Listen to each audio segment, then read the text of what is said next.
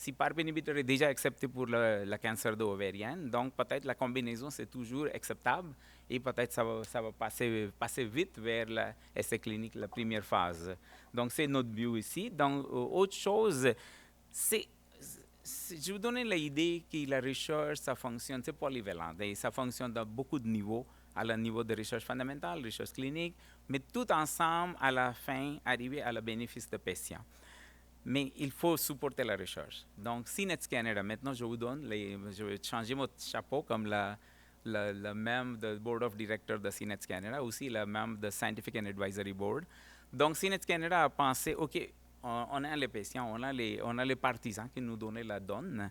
Avec qu'est-ce qu'on fait avec la donne? On décidait que la recherche est la meilleure place où nous mettre notre argent. Donc, première fois, on n'était pas capable, parce qu'on était le jeune organisme, on n'a pas de bio, on n'a pas d'idée, on n'a pas d'infrastructure pour évaluer la demande des fonds de recherche. Donc, on fait le partnership avec la Cancer Research Society Inc. de Montréal. C'est un organisme qui existait déjà déjà je pense, que 90 years, oui, pratiquement. Parce que quand on a commencé, c'était 75 années de travail. J'ai été bien impliqué avec la CRS comme un évaluateur. J'ai la subvention moi-même avec la CRS. Donc, je connaissais qu'il supporte très bien. Donc, j'ai parlé avec son directeur, Mario Chevrette, et Mario, OK. Donc, on a décidé de développer un programme. On fait $1 et le CRS fait le $1. Donc, c'est le partenaire égal. Notre donation a été doublée.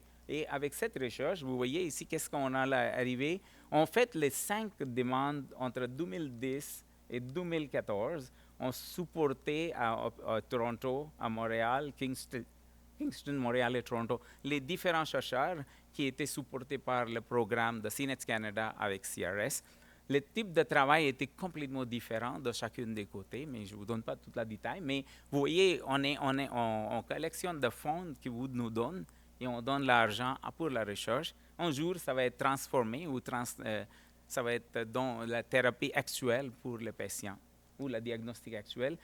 C'est une des buts était, si vous pensez que le médecin ne connaisse pas la tumeur neuroendocrine, c'est surprenant que le chercheur ne connaisse rien de tout. Mon propre exemple, j'ai aucune idée c'est quoi la tumeur neuroendocrine, mais quand j'ai allé à la Washington pour un congrès, il y a un médecin, et je lui appelle le grand-père de tumeur neuroendocrine. Son nom, c'est Richard Warner, Richard R.W. Warner. Il était médecin quand j'étais né. Donc, vous voyez, il était très grand, très grand. Mais lui donnait la 101 de tumeur neuroendocrine, il faut écouter lui. Donc, c'est lui qui m'a impliqué sur la tumeur neuroendocrine, m'a dit, parce que je travaille sur un autre domaine, et la déficience de niacine, la vitamine, et comment ça implique dans le cancer de la peau. C'était mon but à cette époque. Mais il m'a dit que les patients carcinoïdes souffrent de la déficience de niacine. Est-ce que vous le connaissez ça? Non? C'est la déficience de vitamine. Ça arrive pour le patient qui souffre de la carcinoïde. Pourquoi? Vous le savez déjà que les patients carcinoïdes souffrent de la sérotonine surproduction. Vous pensez comment la sérotonine arrive dans la cellule? Ça commence par le tryptophane. Tryptophane, c'est l'aminoacide. Avec là, beaucoup de voies. Et le premier enzyme, que j'ai déjà expliqué, le premier enzyme de cette voie, c'est maintenant la Health Canada a été approuvé, le tryptophane hydroxylase inhibitor. Donc, tryptophane comment? Dans la cellule normale, 90% de tryptophane allait vers la vitamine B, c'est la vitamine B, la famille niacine. Donc, vous voyez, là, seulement jusqu'à 1 et 10% allaient vers la sérotonine. Mais si le tumeur est méchant, il commence à produire la massive quantité de niacine, la sérotonine, c'est certain que le tryptophane n'est pas suffisant pour créer la vitamine. Donc, à la fin, le patient souffre la carence de la niacine et la vitamine B12. Donc, vous voyez, les choses n'étaient pas connues B12. Donc, en fait, avec le financement de Carcinoid Cancer Society des États-Unis, avec Dr. Warner, et avec Dr. Jenny Spesiaker de Calgary, qui traite le patient de tumeur neuroendocrine, on a trouvé que le patient souffre biochimiquement la déficience de niacine, était publié dans la 2005. Donc, la façon dont ça fonctionne, chercheurs aussi n'étaient pas courants. C'est quoi la tumeur neuroendocrine? Avec les 5 ans d'effort avec CRS, on a trouvé qu'au lieu de 1 sur 240 demandes de subvention faites à la CRS, seulement un mentionné qui s'est touché la tumeur neuroendocrine. Après les 5 ans, il y a 14 fois plus la demande était faite pour faire la recherche sur neuroendocrine. C'est notre but. Sensibiliser non seulement le patient, non seulement les médecins, mais aussi les chercheurs. Faites la recherche, c'est un sujet bien fait. Il est un bon sujet, il faut faire la bonne recherche. Avec cette expérience, on a décidé d'aller nous-mêmes, comme la CNETS Canada, on développé avec mes collègues dans la board, on développé le programme de financement de recherche avec les sondages faits avec le patient. Qu'est-ce que nous supporte comme recherche? Donc, la première année, la 2016, on a donné le financement à Dr. Jametu Beauregard, ici à Laval, et Hagan Kaneki de British Columbia Cancer Agency. Donc, à cette année, on a fixé le but était PRRT. Donc, le deux projets de BRRT étaient supportés à Québec et Colombie-Britannique. Prochaine année, on élargit notre vision. Il y a plusieurs autres sujets dans la CNETS. Donc, c'est Philippe Joubert de l'Université Laval encore, mais il travaille pour le poumon. Le DIPNEC, c'est une des les mineurs, les tumeurs neuroendocrines, mais pour le poumon. Et c'est le plus large centre de traitement des maladies de poumon à Ville de Québec. Donc, c'est lui un bon projet. Simran Singh de l'Université dans Sunnybrook, il travaille sur les immunothérapies de neuroendocrine. Comme je vous disais, l'immunothérapie, c'est toute nouvelle vague de recherche. Après, c'est le 2018, on a une donateur de la Daniel Constellation. Il donnait lui-même, les familles de cette famille, nous donner l'argent pour donner une subvention additionnelle. Donc, cette année, on donne le toit, le 2018. Ici, si vous voyez, c'est Rachel Goodwin, medical oncologist, et il travaille pour le cognitive assessment. Je ne sais pas si vous êtes courant, mais Dr. Pesieka a déjà expliqué que, imaginez-vous, si vous allez à la cabinet de docteur, à la médecin, il vous explique très bien. À la maison, vous oubliez, OK, qu'est-ce qu'il a dit? Donc, souvent, les médecins vont vous demander, allez avec votre proche qui arrive dans la cabinet pour vous rappeler qu'est-ce que vous avez écouté. Mais Dr. Pesieka et la Rachel Goodwin, dans la même équipe, il a trouvé qu'actuellement, le problème, c'est pas vraiment qu'ils they're not dumb. Le patient est normal, mais c'est la fog vous connaissez la fog de war? Dans la guerre, il y a beaucoup, si vous êtes dans la chambre de guerre, il s'appelle en anglais, c'est fog of war, parce qu'il n'y a pas de data, vous ne connaissez pas c'est qui est là dans les autres côtés. Donc, c'est la même chose, la fog de chimiothérapie, la fog de thérapie. Donc, le cerveau était bien affecté par ça. Ce n'est pas vraiment la personne, la faute de la personne, mais il faut que les médecins comprennent que les patients are not fools. They really understand everything, but it's just the fog of chimio or therapy. Donc, il y a une étude de cognitive assessment of NET patients with carcinoid syndrome. Donc, vous voyez, on supporte tel type d'étude aussi parce que c'est vraiment important pour la qualité de vie pour le patient. Donc, vous comprenez, les autres, c'est ici le groundwork pour microRNA. C'est toute nouvelle, la petite RNA qui ça contrôle beaucoup de gènes.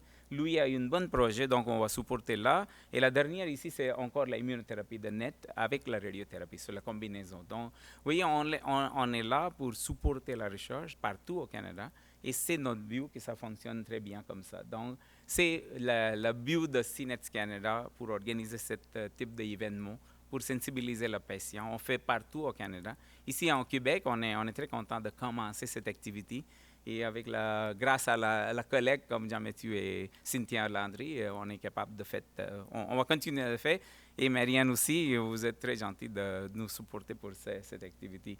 Donc, conclusion pour la recherche. Pourquoi la recherche? Amélioration et potentialisation de traitements existants, développement de nouvelles approches et divers essais cliniques, c'est en cours pour aider le patient. À la fin, je termine avec le remerciement. Je remercie vous autres tous qui vous bien patiemment écouter mon horrible franglais. Mais si vous avez d'autres questions, je vous donne mon réponse. Je remercie CNETS Canada pour faire le travail pour nous autres à la même temps. Et membres de notre équipe, vous avez écouté le résultat de Nupur-Purohit pour les PRRT et le PARP inhibitor. Et Marine Merlin qui préparait notre diapo. Merci Marine. Samuel Adam qui préparait cette review que j'ai donné l'exemplaire. Mihaela était là ce matin pour nous aider administrativement. Et Rashmisha qui aussi travaille dans le domaine de neuroendocrine avec le modèle de tumeur, de souris et la cellule.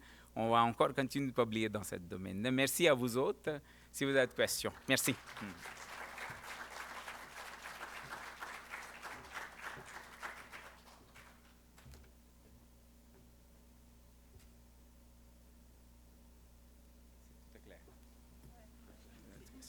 OK.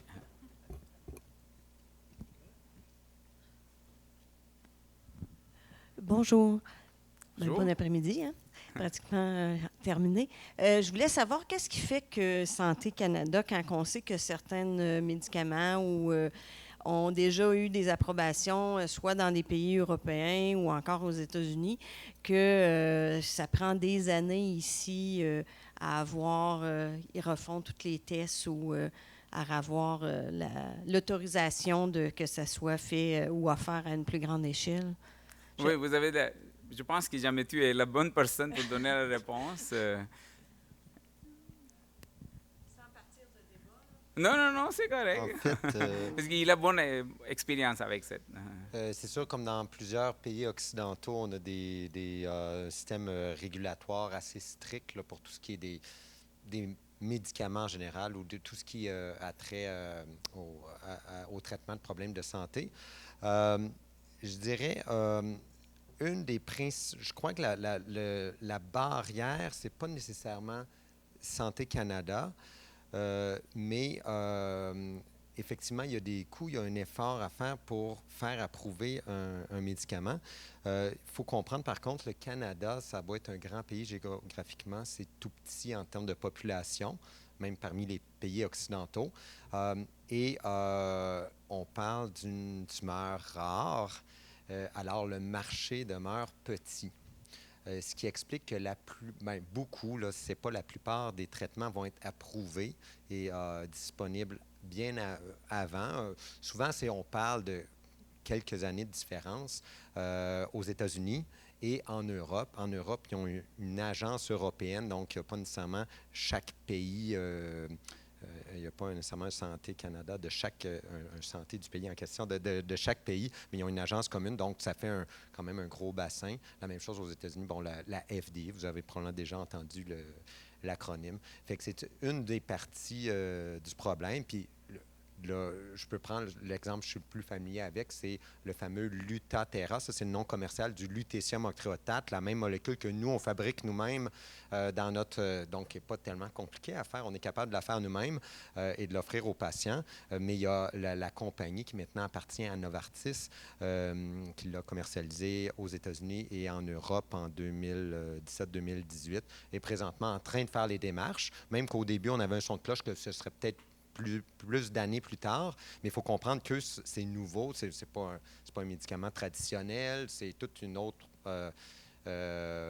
disons, problématique pour distribuer un médicament radioactif. Là, on ne peut pas mettre ça dans un entrepôt puis le donner quand les patients en ont besoin.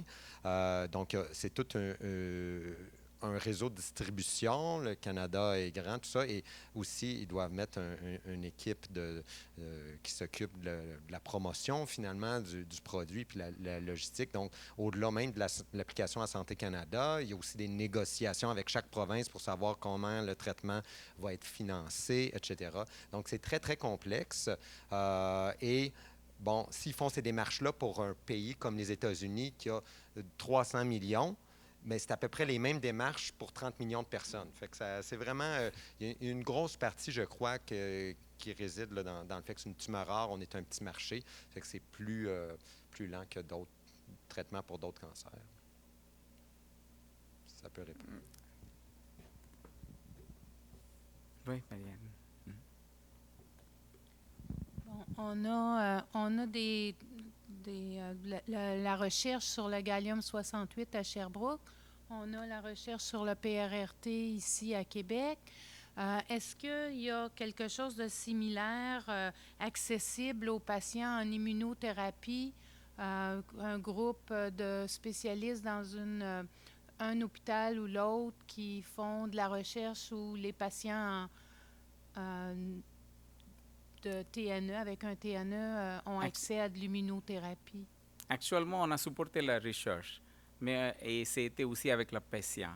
Je ne sais pas s'il y a une phase de recrutement avec cette modèle, mais peut-être, jamais est-ce que tu es courant pour l'immunothérapie? Il n'y a pas de essai clinique actuellement avec la patient? Oui, c'est ça. Oui, Marine peut-être est plus courant. Elle a lu toute la littérature de 2018-19 dans la dernière 3 semaines. Je Oui. sais pas, je pourrais pas répondre à votre question, mais je sais pas si vous connaissez le site internet Clinical Trial. Il y a une des slides où c'était écrit dessus, peut-être si vous... La slide, monsieur, sur la recherche clinique dans votre PowerPoint, pour leur montrer. Oui, oui. Mais actuellement, Parce que du coup, c'est un moteur de recherche et peut-être que vous pourrez trouver dessus en tapant les mots-clés immunothérapie, tumeur neuroendocrinienne. Et vous pouvez taper par pays, par ville, etc. Et là, ici, en vous bas, là, voyez, ici, le site ici. la Je première vous- adresse. peut-être le PowerPoint était là dans le site web de CNET Canada, vous le trouverez ici. Mais des fois, les petites expériences, expériments ou la recherche, projet de recherche, c'est pas nécessaire d'arriver à le niveau de phase clinique. Donc, peut-être ça va être les patients existants avec lesquels les équipes voulaient faire la recherche pour trouver est-ce que ça fonctionne ou non. Donc, il faut regarder. Mais l'immunothérapie, c'est vraiment quelque chose d'intéressant, de toute nouvelle. Et peut-être ça va fonctionner. Les CAR-T, moi je pense que CAR-T, parce que actuellement je le sais parce que les autres maladies, cancer, CAR-T était déjà dans l'avancée, l'état avancé pour le traitement. Donc si ça fonctionne bien, peut-être pourquoi pas. C'est une façon de regarder. Mais merci beaucoup pour vous autres. Il y a une question.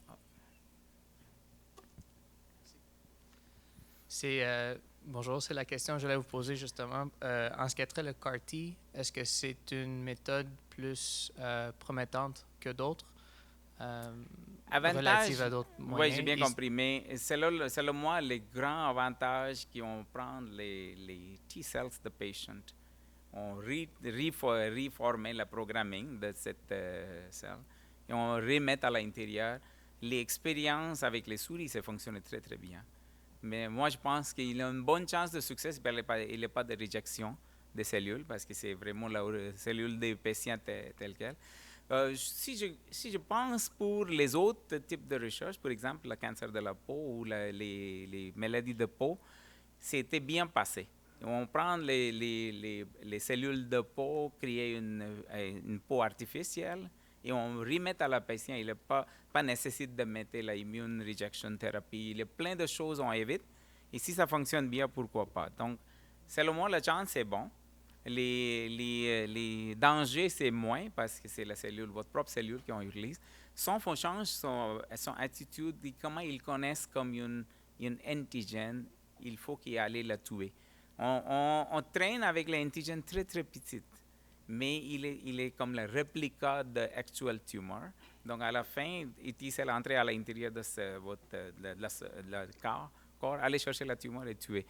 Le principe, c'est simple. Est-ce que ça va fonctionner pour la tumeur neuroendocrine? Il faut quand même faire le travail. Est-ce que la difficulté, c'est la reprogrammation de la cellule pour cibler le cancer? Oui, c'est la reprogrammation était bien avancée pour beaucoup de maladies. J'ai déjà lu j'ai évalué aussi les demandes. C'est très, très, très populaire. Apparemment, les medicinal chemistry a avancé très bien et on est capable de trouver peut-être screener milliers de combinaisons de peptides pour aller chercher. Donc, chance, avec la nouvelle technologie, on est capable de screener beaucoup plus les molécules et aller chercher la meilleure molécule qui va lancer cette immune response. L'idée, c'est bon. Est-ce que ça va transférer vers la clinique ou fonctionner pour le patient? Il faut regarder. J'ai une deuxième petite question. Oui. En ce qui a trait le MEN1 ou les gènes, Oui. là, on est dans un temps où on peut faire la séquence du génome au complet. Donc, juste par curiosité, c'est quoi le processus pour aller chercher ou pour trouver que c'est vraiment le MEN1, par exemple, qui a sa partie à jouer? Est-ce que c'est juste faire la séquence d'une cohorte de patients qui sont affectés par une maladie? Est-ce que c'est quoi le processus? C'est l'avantage avec MEN1 qui est avec la hereditary assay. Donc, dans la famille, s'il y a un MEN1, c'est déjà muté et ça continue. C'est comme how do I say? It is a dominant gene mutation.